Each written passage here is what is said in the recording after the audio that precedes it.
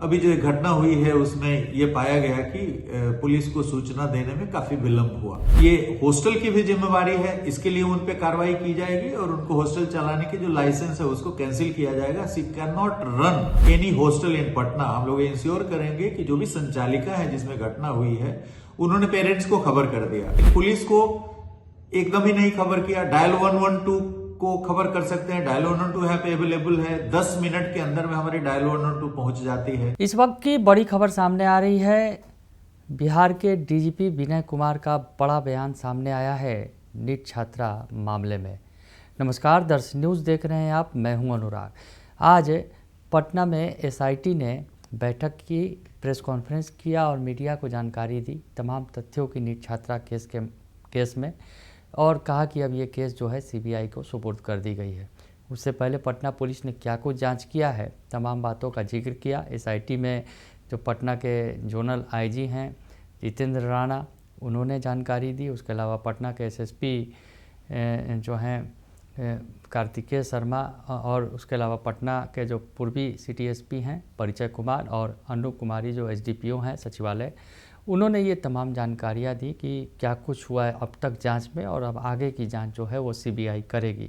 तो ये बड़ी जानकारी आज निकल कर सामने आई, और इस बीच अब बड़ा बयान सामने आया है बिहार के डीजीपी विनय कुमार का। तो सबसे पहले आपको बयान सुनवाते हैं जो बिहार के डीजीपी विनय कुमार ने दिया है, और बड़ी बात कही है। क्या कह रहे हैं, सुन लीजिए आप। तो थाना को निश्चित रूप से जो मैनेजमेंट है वहां का हॉस्टल का, उसकी यह जिम्मेवारी है कि यदि सामान्य से सामान्य घटना होती है उसकी भी जानकारी थाना को दें, क्योंकि यह बच्चियों की सुरक्षा और उनके सुरक्षित भविष्य का सवाल है। इसलिए सूचना देने में कोई कोताही नहीं बरती जानी चाहिए। अभी जो घटना हुई है उसमें यह पाया गया कि पुलिस को सूचना देने में काफी विलंब हुआ।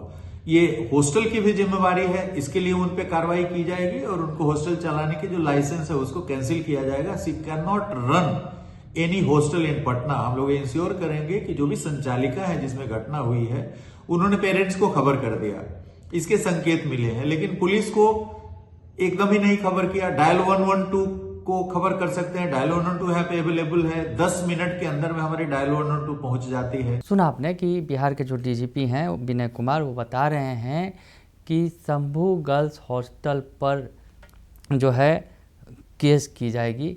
तो ये बड़ी खबर आपको बता रहे हैं। डीजीपी विनय कुमार ने जो बयान जारी किया है उसमें उन्होंने कहा है कि नीट छात्रा मौत के मामले में संबंधित हॉस्टल पर कार्रवाई की जाएगी।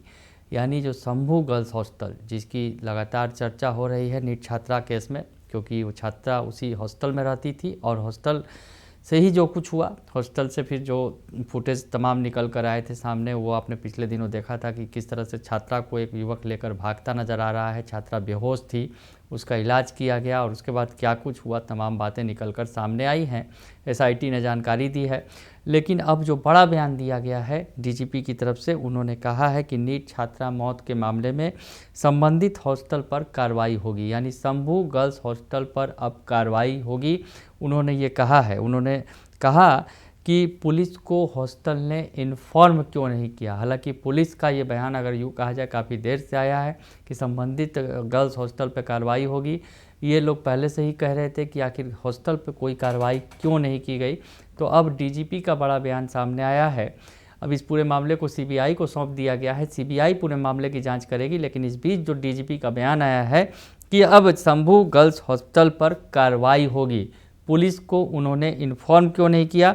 पुलिस को जो भी जानकारी मिली वो हॉस्पिटल से मिली, जबकि उनका कहना है कि हमारी पुलिस तत्काल वहां पहुंचती। हॉस्टल संचालक चाहती तो डायल 112 को भी बता सकती थी, लेकिन उन्होंने ऐसा नहीं किया।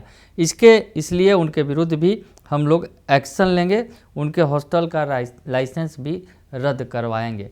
तो ये बड़ा बयान दिया है डीजीपी विनय कुमार ने, और कहा है कि अब हॉस्टल पर भी कार्रवाई होगी। हॉस्टल ने सूचना नहीं दी, समय पर सूचना नहीं दी, और हॉस्पिटल से सूचना मिली, तो ऐसी स्थिति में हॉस्टल पर जो है कार्रवाई की जाएगी और लाइसेंस रद्द होगा। ये डीजीपी ने बयान दिया है। हम आपको बताएं कि आज जो एसआईटी ने जो जांच के मुख्य बिंदु थे वो रखे। आज एसआईटी की तरफ से जो है जो SIT की जांच का पूरा देख रेख कर रहे थे, उसके हर दिन का रिपोर्ट ले रहे थे, पटना के जोनल IG जितेंद्र राणा हो या फिर पटना के SSP, हालांकि वो SIT में शामिल नहीं थे, पटना के SSP कार्तिकेय शर्मा, पटना के City SP पूर्वी परिचय कुमार और उसके अलावा SDPO अनु कुमारी जो हैं सचिवालय की, तो उन्होंने ये जानकारी दी है। तो तमाम बातें रखी, आज उसमें कई सारे तथ्यों का खुलासा किया गया, जो CCTV फुटेज के आधार पर, वैज्ञानिक साक्ष्यों और FSL के आधार पर जो उन्होंने पूरी कार्रवाई का ब्यौरा दिया कि अब तक क्या कुछ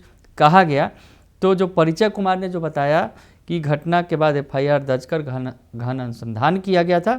इस दौरान हॉस्टल के गार्ड, वार्डन, छात्राओं, डॉक्टरों और मेडिकल स्टाफ के बयान दर्ज किए गए थे। पीड़िता के कमरे से एक दवा बरामद हुई।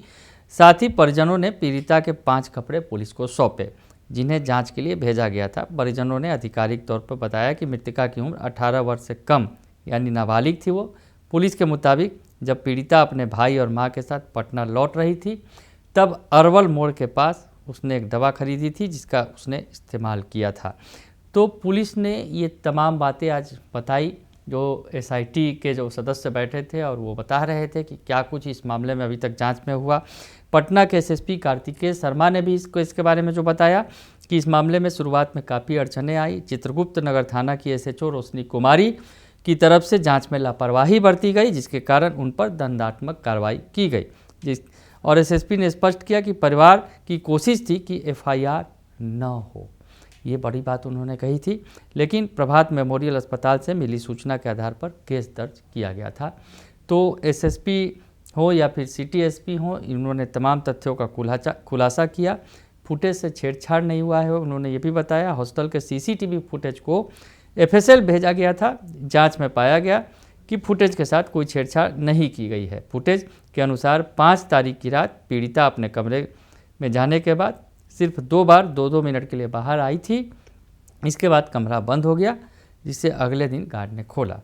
तो ये जो बातें हैं, तमाम तथ्यों को सामने रखा गया और अब ये जो पूरा केस CBI के पास चला गया है। लेकिन इस बीच जो है बिहार के DGP विनय कुमार का बड़ा बयान आ गया है कि नीट छात्रा मामले में संबंधित हॉस्टल पर कार्रवाई की जाएगी कि उसने समय पर सूचना क्यों नहीं दी और हॉस्टल का निबंधन रद्द होगा।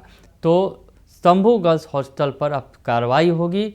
बिहार के DGP ने ये बयान दे दिया है। बने रहिए दर्श न्यूज़ के साथ, तमाम खबरों से आपको अपडेट रखेंगे। फिलहाल के लिए इतना ही, धन्यवाद।